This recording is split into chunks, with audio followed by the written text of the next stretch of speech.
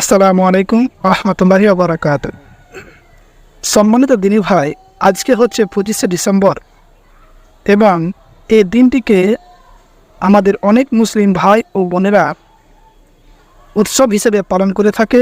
বাড়িতে কেক কাটা থেকে শুরু করে নানান আনন্দ উৎসবে তারা উৎসন্ন হয়ে তারা এই দিনটিকে পালন করে থাকেন।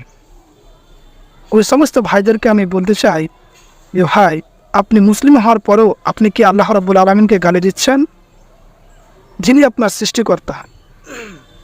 কারণ আমার মনে হয় না কোনো মুসলিম ব্যক্তি আল্লাহ রাব্বুল আলামিনকে জ্ঞান থাকাকালীন সে গালি দিবে। কারণ আল্লাহ রাব্বুল আলামিন হাদিসে কুদসির মধ্যে সহিহ বুখারী, নাসাই ও আহমদ শরীফের হাদিসের মধ্যে পাওয়া যায়।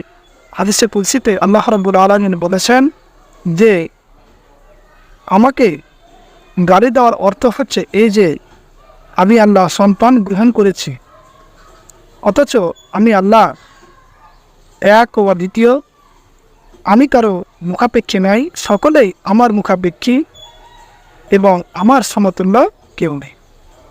এই হাদিস দ্বারা এটা প্রমাণিত হচ্ছে যে আল্লাহ রাব্বুল আলামিনকে গালি দেওয়ার অর্থ হচ্ছে আল্লাহ, যদি কেউ মনে করে যে ঈসা আলাইহিস সালামকে, অর্থাৎ যারা মনে করছে যে যিশু হলেন আল্লাহর পুত্র, অবশ্যই তারা এই হাদিসের ভাষ্য অনুযায়ী আপনি আল্লাহ রাব্বুল আলামিনকে গালি দিচ্ছেন।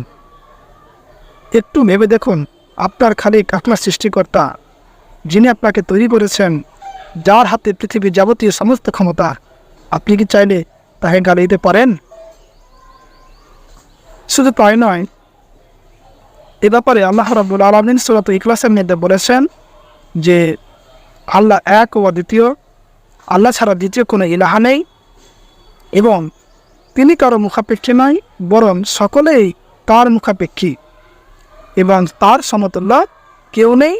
তাকে কেউ জন্ম দেয়নি, তিনিও কাউকে জন্ম দেয়নি। নবী করিম সাল্লাল্লাহু আলাইহি ওয়াসাল্লাম হাদিসের মধ্যে বলেছেন, হাদিসটি ইবনে উমর রাদিয়াল্লাহু তাআলা আনহু থেকে বর্ণিত, তিনি বলেছেন যে যদি কোনো ব্যক্তি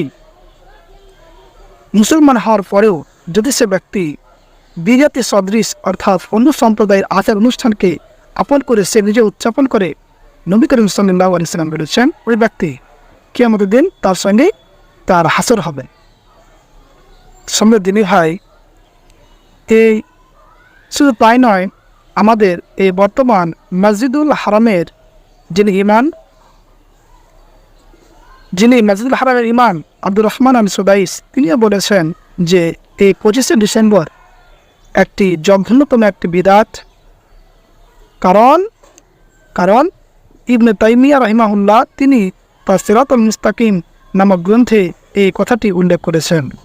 তা আসুন সম্মানিত দিনী ভাই, আমরা এই সমস্ত আমাদের আনন্দ উৎসব থেকে যেগুলো করলে আল্লাহ রাব্বুল আলামিনকে গালি দেওয়া হয়, আল্লাহ রাব্বুল আলামিন অসন্তুষ্টি হয়, আসুন ওই সমস্ত কাজগুলো থেকে, পাপাচারগুলো থেকে আমরা দূরে থাকি।